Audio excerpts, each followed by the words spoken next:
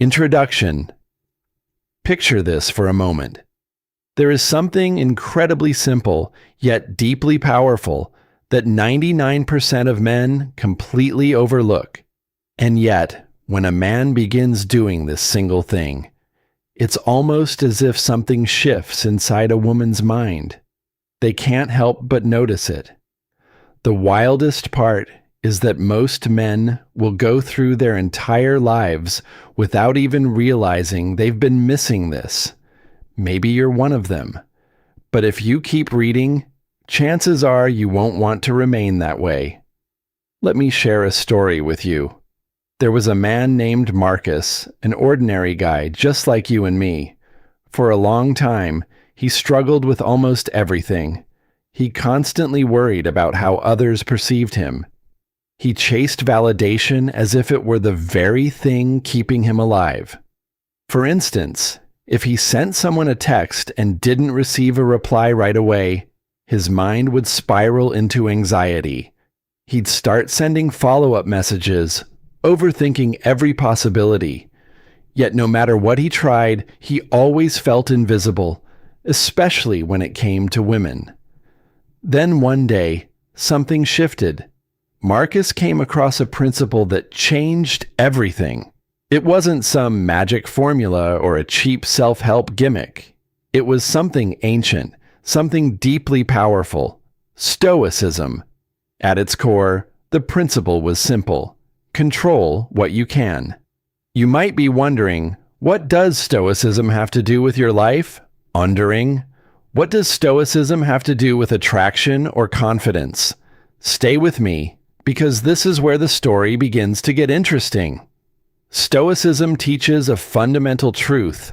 Control what lies within your power and release what does not. Think about that for a moment. Most men are slaves to their emotions. They get triggered easily, they overreact, and they end up making choices they later regret. For example, imagine a driver suddenly cuts them off in traffic. Instantly, they start honking, shouting, or making angry gestures, allowing a complete stranger to ruin their mood. Women see this behavior. They sense it. And let's be honest, it's not attractive. But the Stoic man operates differently.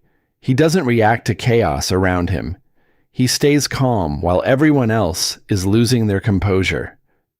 Picture yourself at a party. In one corner, a heated argument is unfolding. People are panicking and raising their voices, but you remain steady and composed, like a mountain standing firm in the middle of a storm. For example, your phone suddenly buzzes with a serious work crisis. Instead of panicking or drawing attention to it, you calmly excuse yourself, step aside, and deal with the situation privately while maintaining your composure. Trust me, women notice this. It's magnetic.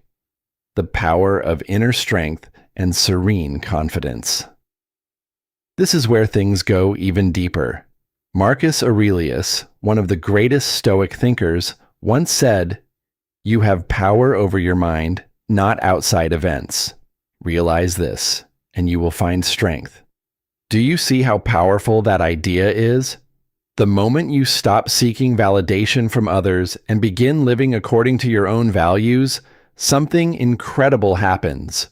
You stop being desperate for attention. Instead, you become someone who naturally commands respect. For example, if someone criticizes a personal project you're working on, you don't argue or become defensive. You simply acknowledge their perspective and continue building according to your own vision. In doing so, you show that your internal standards matter more than outside opinions. And this isn't only about women. It influences your coworkers, your friends, and the entire direction of your life. You begin to radiate a calm confidence that people simply cannot ignore. But let's talk about the 99% again. Most men are reactive. Someone makes a rude comment. They snap back. They experience a bad day. They drown in frustration. A Stoic man, however, pauses. He asks himself a simple question: does this deserve my energy? Most of the time, the answer is no. And that's the secret. Women are drawn to a man who refuses to let the world control him. Bonus point 1: the practice of negative visualization.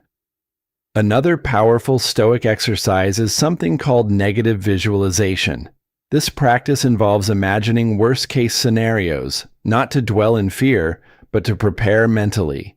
By asking yourself questions like, what if I lose my job? What if the date goes terribly? You remove the fear of uncertainty. For example, before giving a big presentation, you might mentally rehearse what you would do if the projector stopped working or if someone in the audience asked a hostile question. Because you've already considered these possibilities, you walk into the room calm and confident, ready to adapt to whatever happens.